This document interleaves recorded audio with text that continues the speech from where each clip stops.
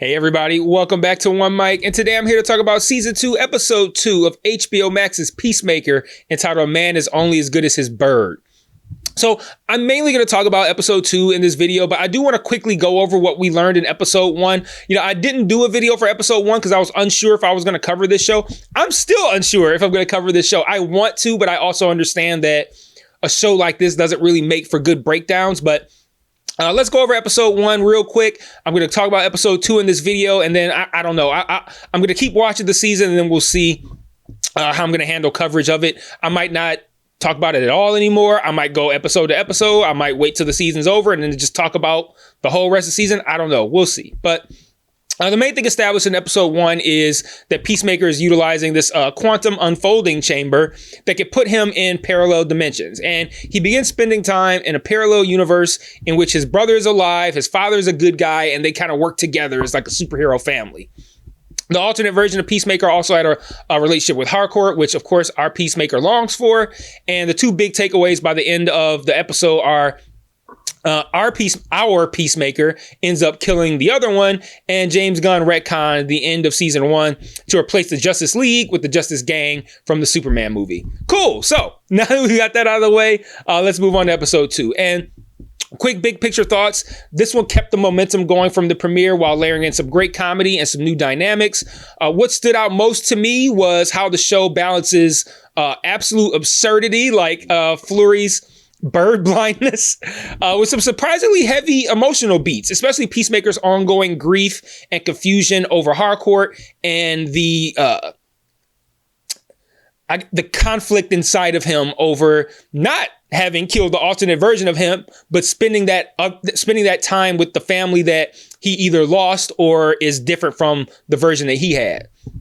On top of that, the Argus angle with Rick Flag Sr. adds a new wrinkle that could be a major driver for this season as well. So let's get into talking about Episode 2. And we open with an 8-month flashback introducing Rick Flag Sr., who's played by Frank Grillo. He now runs Argus. Right away, his motivation is clear. He wants the truth about what happened to his son, Rick Flag Jr., who was played by Joel Kinnaman in Suicide Squad. Peacemaker ended up killing him at the end of that movie, which they show in this episode.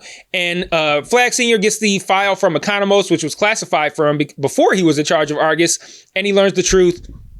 That personal vendetta explains why Argus is all over Peacemaker, and it adds a fresh layer of tension to the show. Honestly, I think Grillo's casting is perfect here. He brings just enough menace without overshadowing Cena's ridiculousness. So Economos is spying on Peacemaker for Argus, and cue Tim Meadows, man. This is where this episode absolutely kills, and I hope he is around for the entire season. Tim Meadows as Fleury is already the funniest thing about not just this season, but probably the whole show to date so far. Like, his delivery on everything is classic Tim Meadows, like SNL peak Tim Meadows. That motherfucker looked like he caught all the Pokemon. Shit, man. And he's like, well, you were learning about plural of Pokemon. I was getting my dick sucked by 2 bitches. Like, what is happening on this show right now? And then the bird blindness gag, like, who came up with something that ridiculous? Like, how are all birds the same size to you? And then his whole energy, like, giving everybody on the team those absurd nicknames. One to tap Adebayo's ass. Like, it's hilarious. But it also grounds him as the kind of dude who should not be in charge of anything. So Peacemaker, he confides in Adebayo about the quantum unfolding chamber and admits that he killed the alternate version of himself. She warns him that Argus is spying on him, tying back to Rick Flag Sr. And this sets up pretty much a season-long, I'm assuming a season-long, cat and mouse game with Peacemaker juggling interdimensional secrets while being under government surveillance. And I really like where this is going. Like, come to think of it, because I just recorded a video for Dexter. There's a lot of parallels between this episode and an episode of Dexter. You got Peacemaker trying to avoid getting caught having killed someone, and then you got him and Adrian chopping up the body to dispose of it. It's just like Dexter. The gruesome but casual way they chop up and dispose of their alternate buddy was both disturbing and hilarious, and disturbing in being funny. But oh, and then finding his phone with all the happy Harcourt memories. I thought that was a nice touch by the writers as well. Cena sells the heartbreak under all that macho bluster, and it adds real weight to the multiverse angle. And that's before Peacemaker escalates it even further after his night out with friends. But we'll get to that in a moment. Speaking of Peacemaker's night out, Fleury and his crew, they break into Peacemaker's house while he's out. And this leads to one of the highlights of the episode, Eagly going full Sisu on these guys. Eye gouges, throat slashed, pure chaos. And then Fury's like, that duck really fucked us up, or something to that degree. Perfect button on the scene, man. That mix of savage violence and absurd comedy is peak Peacemaker, and I think that's what makes this show so great and so much fun to watch, is that it can balance those two things perfectly. The heart-to-heart between Harcourt and Peacemaker also gives this episode some balance. He calls her out for intentionally picking fights, which is exactly what she's doing.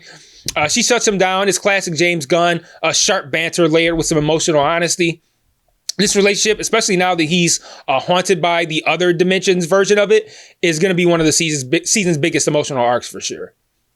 So Peacemaker arrives home drunk and sad after the get-together and seemingly completely misses the evidence of Eagly's fight. Then in his loneliness, he tries to text the other dimension's Harcourt using the alternate Peacemaker's phone. And it doesn't work, which was a relief for me because that's next level messy, but also it's very, very implausible. Like, I was sitting there like, please don't let this text go through from one dimension to another. But then he crosses dimensions to send it. And it sends automatically once he's there, and she replies with just a hey and a broken heart emoji, which there's no way this ends well. And it leaves us with a cliffhanger that feels both emotional and intriguing. So yeah, after a surprisingly great first season, this season's off to a great start as well. The Argus surveillance thread has me hooked. The interdimensional murder cover-up is a wild wrinkle, and the Harcourt situation adds genuine pathos.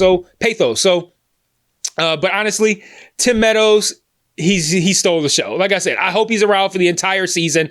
If so, that's going to add a great deal of comedy to a show that's doing a great job with the other stuff, with the action, with the emotional beat. So it's setting up to be a great season. Every line from him was hilarious. The bird blindness gag is going to be one of those things I look forward to every week if they continue to do it.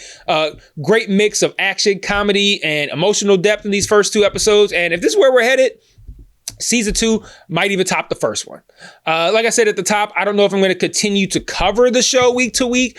I mean, just this video was so short, and I really don't feel like I missed anything that happened in episode 2. So there's really not much depth to it to warrant me covering every episode. I'm probably just going to pop up again once it's over and give my thoughts on the season as a whole. We'll see. Kind of depends on how this first video performs. If this does good numbers, then I'm going to cover every fucking episode. But let me know what you thought in the comments.